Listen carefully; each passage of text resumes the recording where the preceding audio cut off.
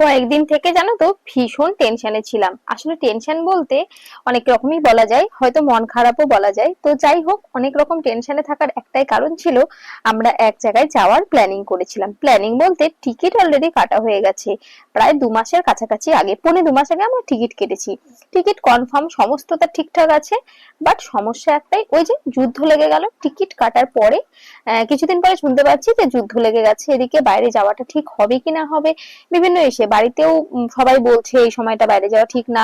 এদিকে গ্যাসের ক্রাইসিস, এদিকে যে কোনো মুহূর্তে যা কিছু হতে পারে। তারপর শুনতে পেলাম যে চেন্নাইয়ের বর্ডারের ওদিকে একটা তেলের কি নাকি উড়িয়ে দেওয়া হয়েছে। তো এইসব বিভিন্ন কারণে যাব যাব না, কিন্তু আমার মনের মধ্যে কোথাও যেন একটা বিশ্বাস ছিল, যদি যাই যদি যাই। তাই বাস্কটাকেও আনপ্যাক করিনি, যে ট্রলিটা গোছানো হয়েছিল। ট্রলি গোছাইয়েছি আমি ওই প্রায় 3 সপ্তাহ আগে নাগাদ। আর আমাদের যেতে আর মাত্র হাতে 4 থেকে 5টা দিন বাকি। মানে আমরা 11 তারিখে বেরোচ্ছি। কোথায় যাচ্ছি সে সব কিছুর ভিডিও তোমরা আমার সাথেই থাকবে, সেখান থেকে দেখতে পারবে। এখনই তোমাদের সাথে ডিক্লেয়ার করছি না, তবে যাচ্ছি অনেকটা দূরের রাস্তা, আর সেখানেও অনেক দিনের ব্যাপার। আর এদিকেও রয়েছে বাড়িতে প্রচুর কাজ, প্রচুর গোছগাছের ব্যাপার রয়েছে। তারপরে বেশ কিছুদিন আমি থাকবো না। যাচ্ছি আমি, আমার হাজবেন্ড, আমার বাবা আর আমার একটা দিদি। তো যাই হোক, তো এদিকে বাড়িতে থাকবে আমার মা আর আমার মেয়ে। সবকিছু গুছিয়ে টুছিয়ে রাখার ব্যাপার রয়েছে। তো সেক্ষেত্রেই কিন্তু বারবার এদিকে বাইরেও যেতে হচ্ছে, কেটা ওটা কেনাকাটা করতে হচ্ছে। কিছু খাবার দাবার নিয়ে যাব। কিছুদিন আগে আমার শরীরও ভালো ছিল না, তোমরা তো দেখেইছো ভিডিওর মাধ্যমে। তো সে কারণেই কিন্তু নানান রকমের খাবার দাবার, এনার্জি ড্রিঙ্কস, সে সবগুলো নিতে হচ্ছে। টুকটাক করে মনে করে করে কেনা, মনে করে করে গোছানো, সে সবকিছুই কিন্তু করতে হচ্ছে প্রচুর কাপড় চোপড় ধোয়া, কিছু রেখে যাওয়া, কিছু ধোয়া কাপড় চোপড় নিয়ে যাওয়া। সে সবের ক্ষেত্রেও কিন্তু প্রচুর কাজ রয়েছে। সেরকমই আজকেও একটু কিছু ভাবছি কাজকর্মও সারি, আর তোমাদের সাথে একটু বাড়ি থেকে বেরোলে সব থেকে বেশি যেটা সমস্যা হয় আমাদের বাঙালিদের ক্ষেত্রে, আমরা কোথাও গিয়ে সেখানকার খাবার খেতে পারি না। মানে সেখানকার টোটালি অন্যান্য রাজ্যের খাবারগুলো তো টোটালি অন্যরকম, আমাদের বাঙালির মতো তেলে ঝালে ঝোলে মাছে ভাতে কিছুতেই ওখানে কিন্তু সেরকম কিছু পাওয়া যায় না।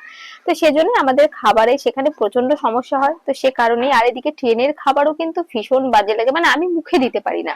আমার হাজবেন্ড কষ্ট করে দাও খেয়ে নিতে পারে, কিন্তু আমি একদমই খেতে পারি না। তো সে কারণে কিন্তু ট্রেনের জন্য মুড়ি চিড়া বিভিন্ন রকমের খাবার দাবার সেগুলোও নিচ্ছি, যাতে ট্রেনের আমি ওই 2 দিন 3 দিনের জার্নিটা ওগুলো মানে খেয়ে কাটাতে পারি।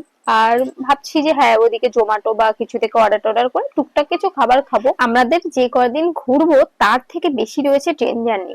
যেখানে যাব সেখানে থাকবো আমরা ওই 2.5 দিন মতন। একদিন 15 তারিখ আমরা সকালে 10টার দিকে পৌঁছাবো। আর আমরা বেরিয়ে যাব 17 তারিখ ওই দুপুর 12টা 1টার দিকে, আমাদের বিকেল 4টেয় ট্রেন রয়েছে।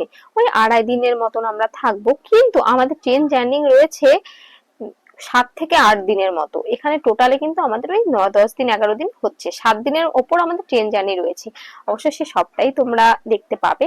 তো যাই দেখতেই পেলে কাজকর্ম করতে করতে জামা কাপড় গুলো বের করছিলাম ধোয়ার জন্য। তো সেখানেও বরের পকেট থেকে কিছু টাকা পেয়ে গেছি, আর পেলে কিন্তু ভীষণ মজা লাগে। পয়েন্টের পকেট থেকে যদি টাকা পাওয়া যায়, ও কাপড় ধোয়ার এনার্জি আরো বেড়ে যায়। তবে আমাকে আর হাতে কাপড় ধুতে হয় না, আমাদের ওয়াশিং মেশিন রয়েছে, সেখানেই কাপড় ধুই।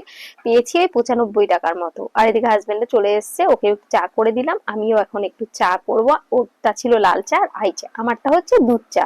দুজনে এবার একটু চা নিয়ে খাবো আর দুজনে গল্প করব। তবে হ্যাঁ, ওই যে টাকাটা পেয়েছি সেটার কথা কিন্তু ওকে একেবারেই করতে হবে। অনেক প্ল্যানিং, ঘুরতে যে যাব সেখানে কিভাবে থাকবো, কিভাবে খাওয়া দাওয়া করব, কিভাবে দর্শন করব, সে সবটাই কিন্তু প্ল্যানিং করতে হবে। চলো তবে আজকে এই ছোট্ট ভিডিওটা এখানেই শেষ করছি। তোমরা সবাই ভালো থেকো, সুস্থ থেকো, সাবধানে থেকো। দেখা হবে খুব তাড়াতাড়ি পরবর্তী ভিডিওগুলোতে। আর আমাকে এভাবে সাপোর্ট করতে থাকো।